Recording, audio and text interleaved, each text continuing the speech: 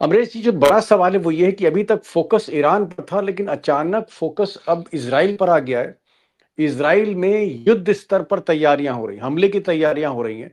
हम देखते हैं कि सबसे बड़ा जंगी जहाज अमेरिका का यूएसएस फोर्ड, बजाय जॉर्डन की तरफ जाने के वो इजराइल के समुद्री तट पर आ गया है और वहां से अटैक लॉन्च करने की बात हो रही है।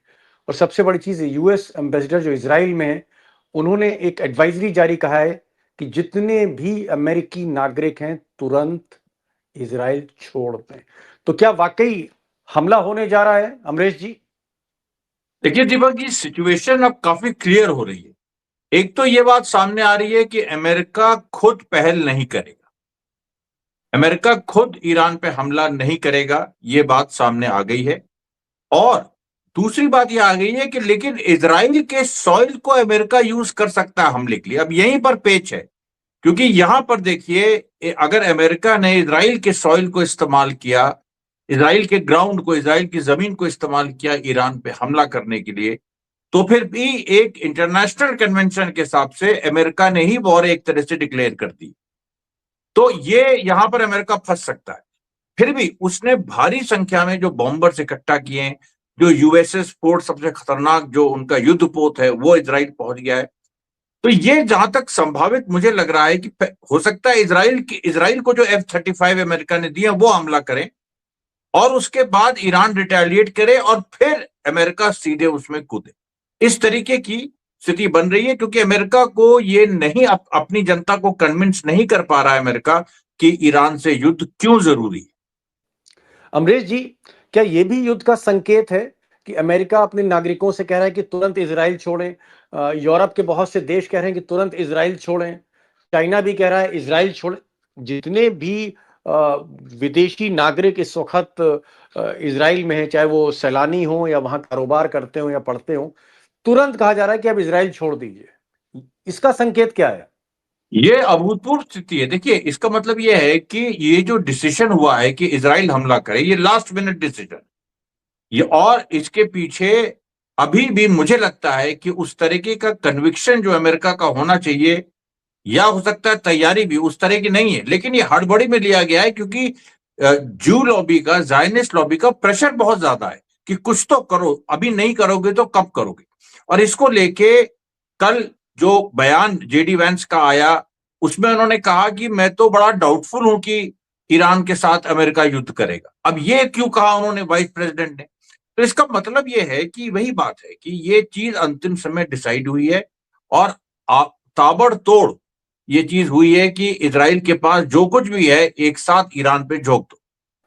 अमरीश जी, आप कह रहे हैं कि इजराइल पहल करेगा, वो पहले स्ट्राइक करेगा और ट्रम्प पीछे रहेंगे। ट्रम्प बैकफुट पर क्यों जा रहे हैं? ट्रम्प आगे क्यों नहीं आ रहे? ये क्या खेल हो रहा है हम देख रहे हैं। वो क्या चाहते हैं कि इजराइल ही फर्स्ट स्ट्राइक करे? और अगर इजराइल फर्स्ट स्ट्राइक करे तो ट्रम्प सरेंडर क्यों हो रहे हैं?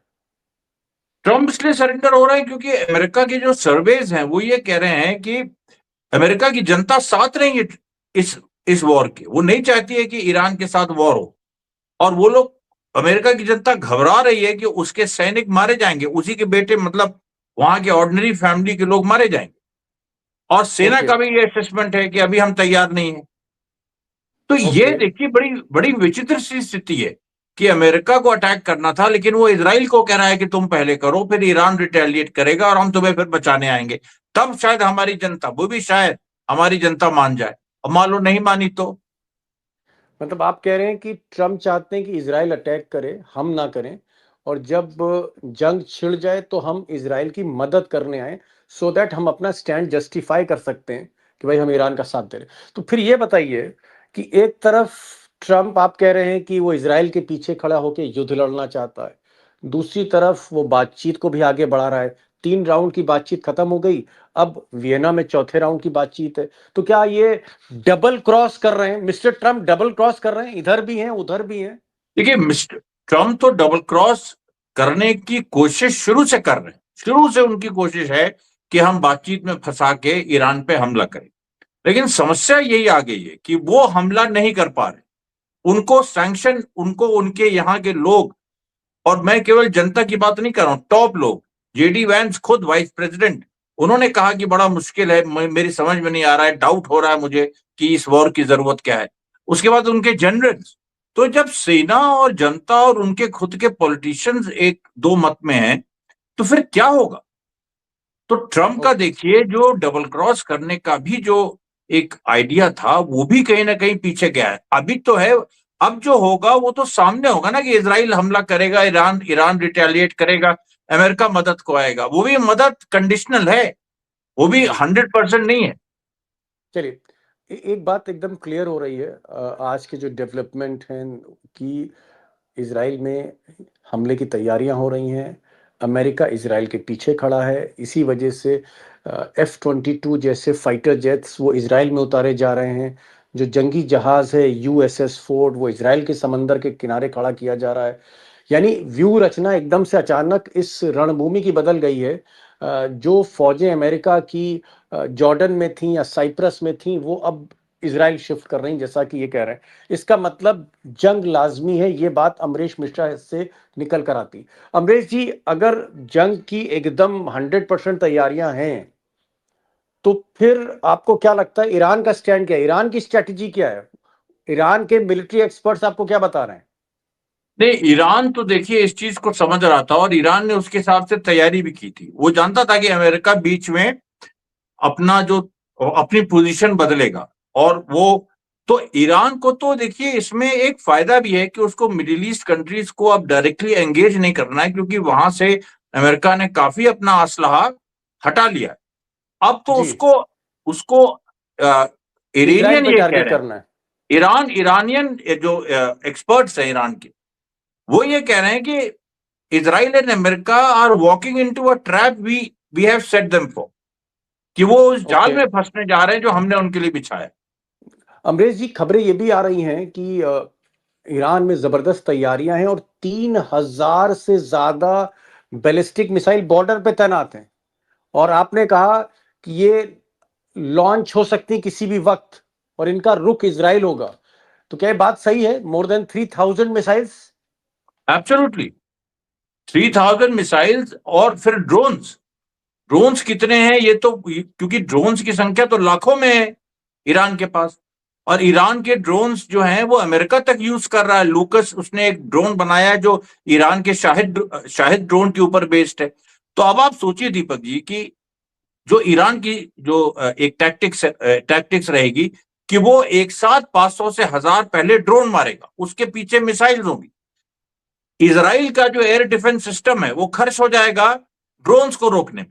तो जब मिसाइल्स आएंगी तो इजराइल के पास कुछ बचेगा नहीं, क्या हालत होगी? Okay, okay, okay. Last question, क्या आपको लग रहा है कि जंग अब बहुत करीब है? दुनिया के सबके बहुत करीब है जंग, ये जो। जी जी बिल्कुल।